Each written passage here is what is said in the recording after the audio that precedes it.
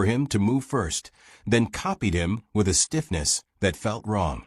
That night, he lay awake, the silence oppressive. Then came the faintest tug. His hand lifted from the bed, without his will. It hovered, twitching like a marionette's. His heart pounded, and he yanked it down, gripping his wrist tight, whispering, "It's not real. It's not real." But from a hallway, he heard the wooden clink of strings tightening. The puppets began reappearing in impossible places. Ethan would leave one in the attic, only to find it sitting upright on his desk when he returned home from work. Another was perched at the end of his bed one morning, its painted grin tilted too wide, its strings spread neatly across the sheets like veins. He started locking his doors, double-checking windows, even setting up his phone to record while he slept. But the recordings gave him nothing, just hours of static and muffled wooden creaks. Then came the whispers. At first, they were faint, like wind in the walls. But soon they became rhythmic. 1, 2, 3, 4, 1, 2, 3, 4, a counting beat. The sound of rehearsals. Ethan's chest tightened with the realization. The puppets weren't acting alone. Something was directing them, something that needed him. He could feel it watching. Not from the corners of the room, not even from the shadows. It was deeper. It was inside the rhythm of his own heartbeat. Days passed, and Ethan's body no longer belonged to him. At work, his hand would shoot up to wave at people he didn't intend to greet. His legs would lock, then jerk forward in stilted, unnatural strides. His co-workers laughed nervously at his clumsy puppet walk, unaware of the truth. In conversations, words slipped from his mouth he hadn't chosen. At lunch, he caught himself reciting a nursery rhyme he hadn't heard since childhood, his voice flat, robotic. His friends noticed, asking why his laughter came a second too late, why he seemed to wait for some invisible cue before speaking. One evening, he caught his reflection again in the mirror. This time, it didn't move with him at all.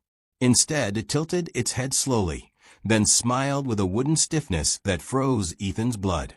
Behind it, in the warped reflection of his room, he swore he saw strings dangling from the ceiling.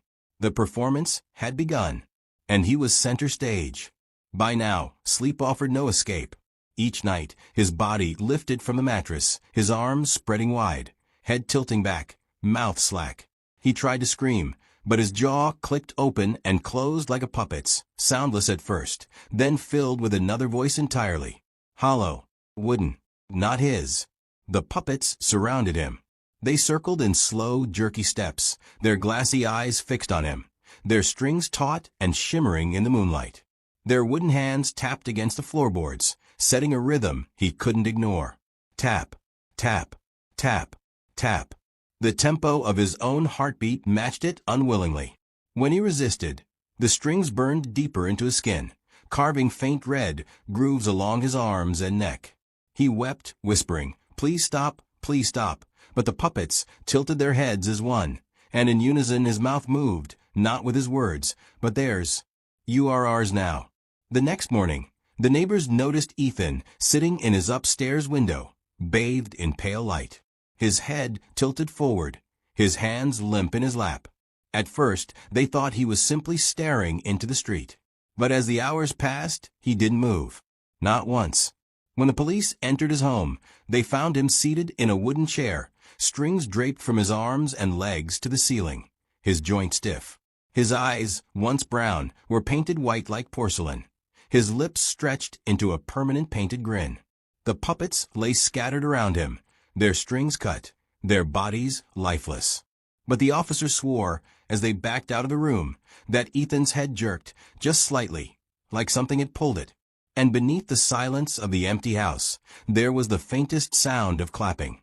Slow, measured, endless. The final curtain had fallen.